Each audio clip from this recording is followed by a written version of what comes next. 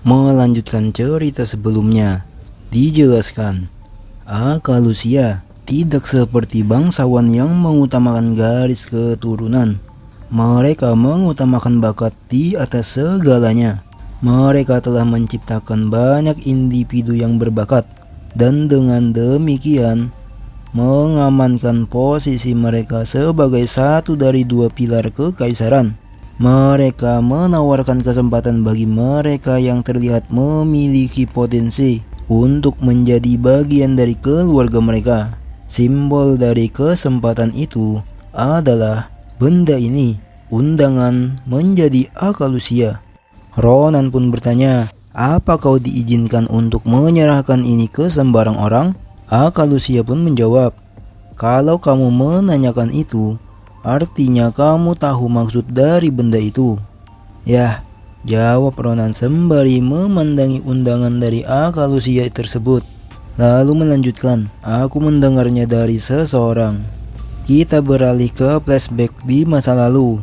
Terlihat Ronan dengan seseorang di sebuah kemah. Ronan pun bertanya, jadi ini adalah undangan? Tanya Ronan.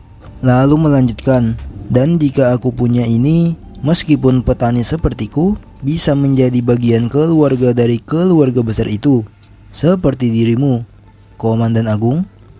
Benar. Terlihat lawan bicara dari Ronan tersebut adalah Komandan Agung Adesan Akalusia. Adesan pun melanjutkan, tentu saja kamu harus melewati ujian yang diberikan kepala keluarga. Tapi seseorang yang benar-benar berbakat seharusnya mampu untuk melewatinya. Jadi ingat itu, Kopral Ronan.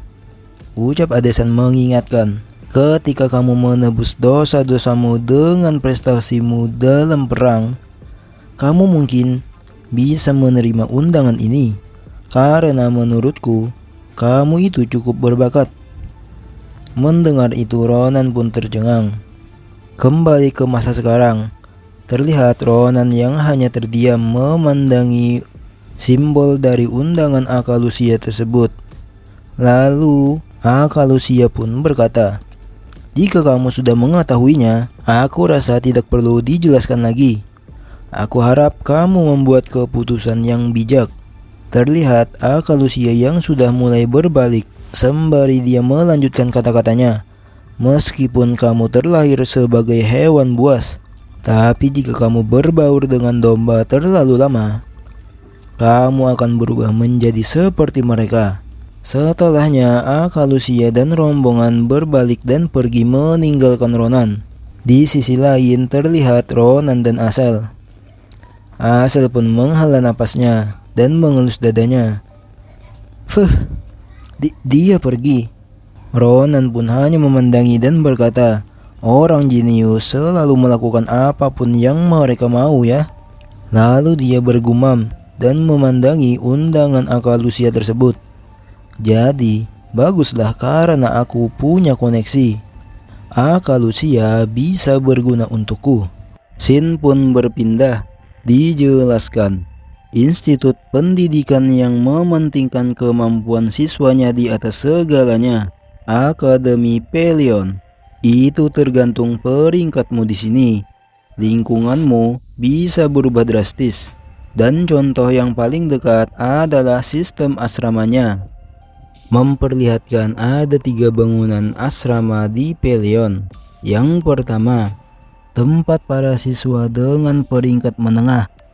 Asrama tersebut bernama Aula Nitya. Setiap orang mendapatkan ruangan bersih, terdapat kafe kelas tinggi, dan banyak lagi. Itu adalah asrama yang bagus, dengan semua kebutuhanmu yang terpenuhi. Di sisi lain, para siswa yang hanya bisa mencapai 30% dari bawah, mereka menempati Aula Kratel. Hari pertama di Aula Kratel, terlihat salah satu siswa yang berteriak, apa-apaan ini? Dijelaskan kembali, biasanya hari dimulai dengan teriakan para siswa. Melanjutkan teriakan siswa tersebut. Dia berkata, Siapa yang mau tinggal di tempat tua dan kotor seperti ini? Kami ini bangsawan. Setidaknya kami butuh pelayanan.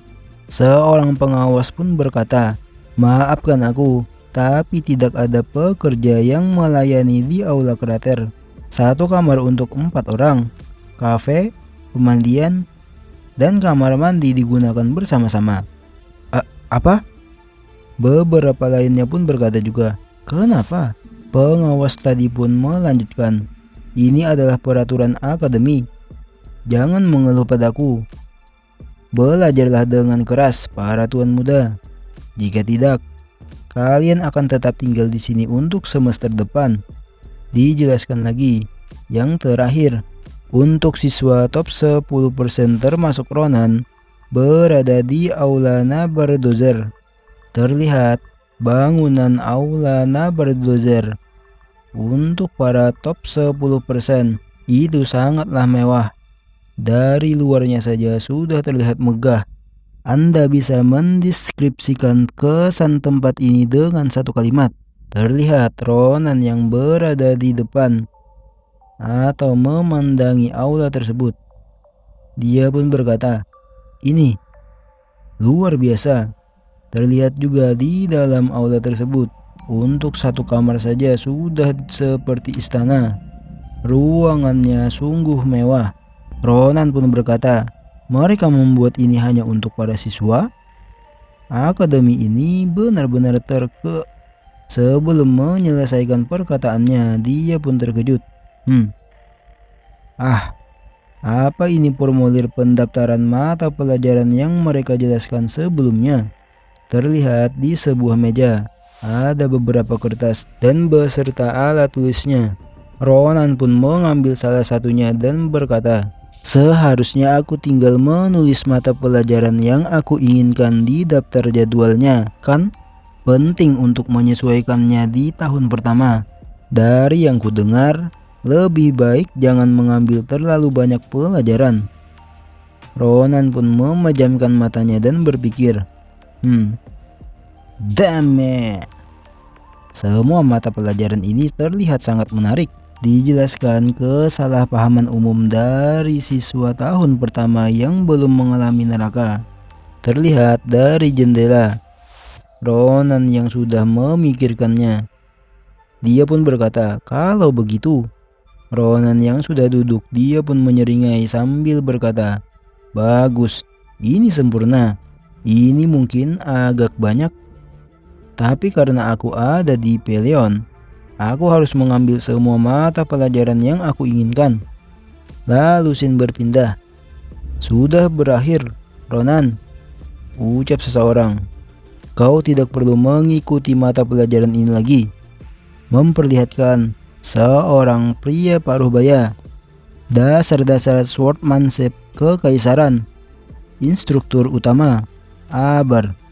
Mendengar perkataan pria tersebut, Ronan pun berhenti. Dan dia menoleh. Apa? Apa maksud Anda? Padahal kita baru mulai," ucap Ronan. Instruktur tersebut pun tertawa. "Haha, nah, itu yang ingin aku katakan. Kita baru mulai. Tapi kau sudah melakukan teknik-teknik dasar swordsmanship kekaisaran dengan sempurna. Terlihat bekas sayatan ada di mana-mana di lantai arena tersebut. Tetap saja, peraturan akademi mengatakan bahwa siswanya bisa meninggalkan kelas saat mereka sudah mempelajari segalanya sesuai kurikulum. Jika kau tetap di sini, bisa-bisa motivasi siswa lain menurun. Dengan kata lain, jangan terlalu percaya diri. Teruslah melangkah," ucap instruktur tersebut pada Ronan. Sin berpindah kembali, memperlihatkan Ronan di tepi danau. Dia termenung. Lalu dia berkata, "Apa-apaan ini?" Dia pun bergumam, "Bukan hanya swordsmanship kekaisaran, tapi bombmanship dan pemburuan monster. Mereka semua mengeluarkanku dari kelas." Terlihat Ronan yang seperti frustasi. Ini tidak seperti yang kubayangkan. Terlihat langkah kaki seseorang. Orang itu pun berkata, "Kau terlihat familiar. Bukannya kau ada kelas?" Tanyanya kepada Ronan. Ronan pun terkejut dan menoleh. "Ah, instruktur Neberus." Neberus pun berkata, "Aku mengerti. Kau sudah menyelesaikan semua kelas itu ya?" "Benar," ucap Ronan sembari dia berdiri dan melanjutkan. "Apa semua kelas akan seperti ini? Aku pikir Peleon akan lebih baik daripada ini." Instruktur Neberus pun menjelaskan, "Aku tahu semua itu hanya mata pelajaran untuk tahun pertama. Tapi kalau menyelesaikan semuanya di hari pertama, aku pikir ini sudah diprediksi." Lalu dia bergumam, hanya satu kali lihat yang dia butuhkan untuk meniru sebuah teknik. Kalau begitu, instruktur Neberus pun melanjutkan perkataannya, "Aku tidak bisa menutup pandanganku sebagai instruktur Peleon. Berikan pedangmu," pinta instruktur Neberus pada Ronan. Maaf?" tanya Ronan. "Apa yang ingin Anda?" Sebelum dia menyelesaikan perkataannya, instruktur Neberus sudah mengambil pedang di tangannya. Lalu dia berkata, "Aku akan mengajarimu pelajaran penting. Kenapa Anda mengambil pedang?" Perkataan Ronan pun disela oleh sebuah ledakan. Terlihat di belakang Ronan sebuah skill dari instruktur Neberus melewati Ronan menuju ke arah danau. Ledakan di danau pun terjadi. Duar! Ronan menoleh. "Apa?" Lalu instruktur Neberus berkata, sepertinya hanya itu yang bisa dilakukan bilah besi ini." Terlihat pedang Ronan setelah digunakan oleh instruktur Neberus dengan menggunakan skillnya, itu sudah retak di bagian pinggirnya. Lalu instruktur Neberus melanjutkan, "Benda seperti ini tidak bisa disebut sebagai senjata. Ini hanya akan melemahkan kekuatan pemiliknya. Perhatikan baik-baik." Terlihat instruktur Neberus yang mengambil kuda-kuda atau ancang-ancang. Dia pun mulai memegang senjatanya dan perlahan menariknya. Ronan pun tercengang. Terlihat skill berpedang dari instruktur Neberus. Sebuah bilah energi pun melesat. Itu menghantam ke area danau, tepat di belakang Ronan. Hembusan anginnya pun menghembus Ronan. Ronan hanya terdiam.